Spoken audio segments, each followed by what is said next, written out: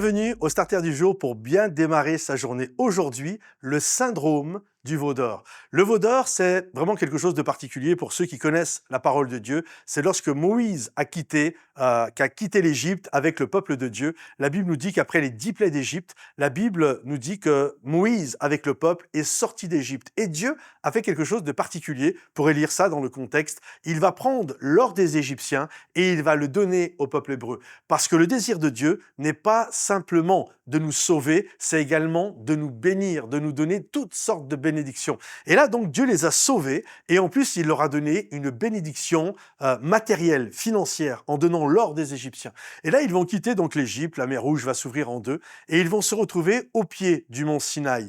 Et alors que Moïse va aller en haut de la montagne pour louer, adorer Dieu, le peuple, pendant ce temps, va rester en bas et ils vont demander à Aaron, au frère de Moïse, de leur fabriquer un veau d'or. Et Aaron va dire « Donnez-moi votre or » et là, il va faire un veau d'or.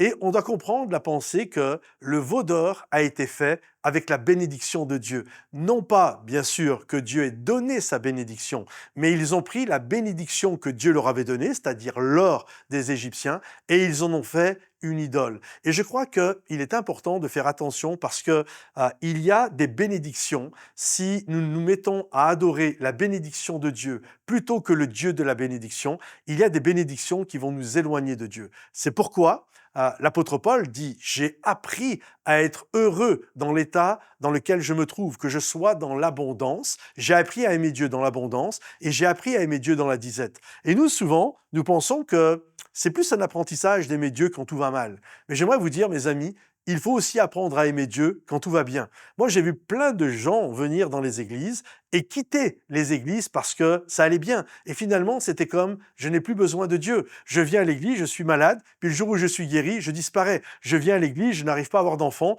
et puis boum, j'ai un enfant et je disparais. » Et il y a malheureusement cette réalité, alors que Dieu nous bénit, on va prendre la bénédiction de Dieu, on va en faire un veau d'or, et plutôt que d'adorer le Dieu de la bénédiction, on va se mettre à adorer la bénédiction de Dieu. Je t'encourage, mon ami, à toujours placer Dieu au-dessus de tout, à le placer par-dessus tout. C'est lui que nous voulons, c'est avec lui que nous désirons développer. Alors comme Paul, il y a un apprentissage à avoir. J'ai appris à aimer Dieu. Quand ça va bien, et quand ça va mal. Je sais l'aimer quand tout va mal, je reste accroché à Dieu. Et quand tout va bien, je reste aussi accroché à Dieu. Les deux nous demandent un apprentissage. Alors restez accrochés à Dieu.